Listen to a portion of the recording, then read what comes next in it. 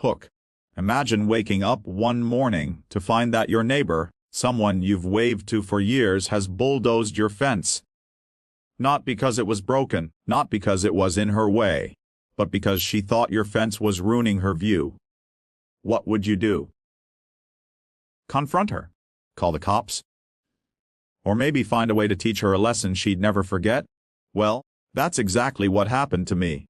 And the way I turned the tables on her, without breaking the law, left the whole neighborhood cheering. This is my story.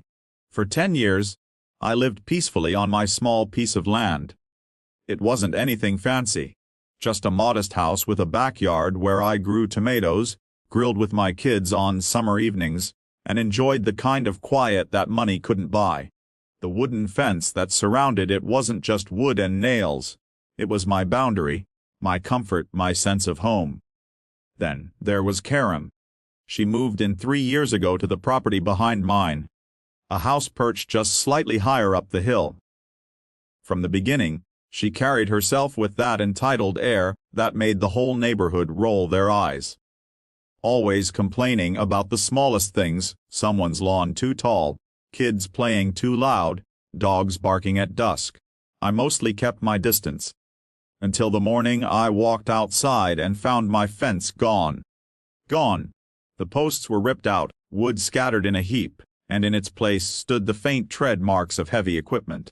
At first, I thought there had been some kind of accident, maybe utility work gone wrong. But no. My neighbor Karen was standing there, hands on hips, grinning as if she had just done the world a favor. I stormed over. What the hell happened to my fence? She shrugged, unbothered. It was blocking my view. I'm planning to landscape, and honestly, your fence just made everything look cheap. You should be thanking me. Thanking her. I felt my blood boil. That was my property. You had no right. Karen smirked and said words I'll never forget. Well, if you can prove it was on your side of the property line, then maybe you'll have a case. Otherwise, it's just wood. Build another one. Somewhere else. I wanted to scream. I wanted to call the police. But instead, I did the smart thing. I called a surveyor. The results came back clear as day. Karen had destroyed something that was 100% on my land. She owed me damages. But when I showed her the paperwork, she just laughed.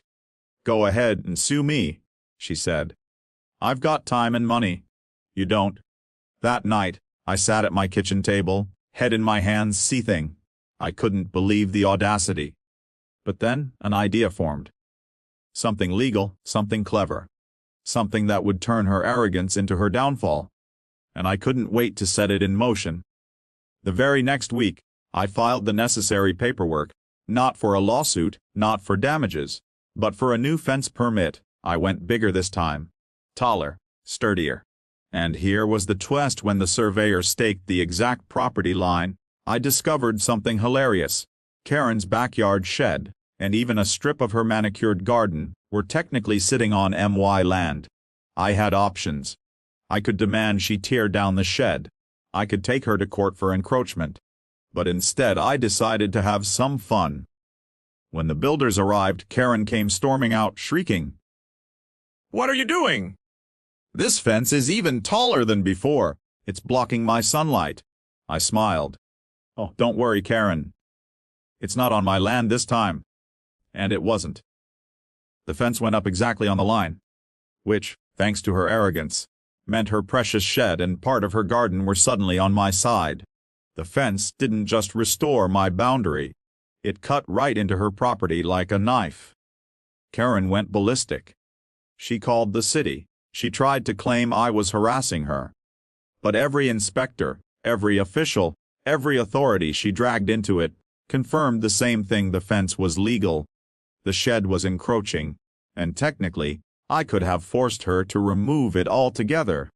The neighborhood watched the drama unfold like it was free theater. People who once dreaded Karen's complaints were suddenly rooting for me. And the best part? Karen couldn't do a thing. She had bulldozed my fence to improve her view. But all she had accomplished was giving me the right to legally shrink her yard.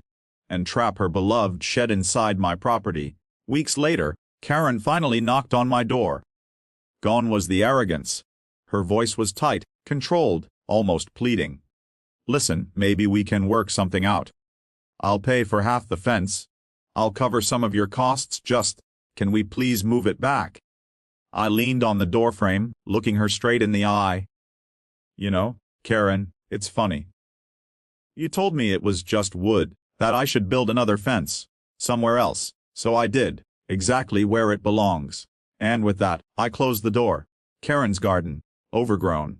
Her shed, eventually dismantled. And me, I gained not just my peace, but the respect of every neighbor who'd ever been bullied by her antics." Closing message for the viewers: sometimes, life puts people like Karen in your path. People who think they can trample on others because of money, pride, or entitlement. But the truth is, you don't always need to fight fire with fire. Sometimes, the best revenge is patience, paperwork, and letting their arrogance bury them. So, the next time someone tries to bulldoze their way into your life, remember, boundaries exist for a reason. And when you stand firm, you just might end up with the sweetest victory of all.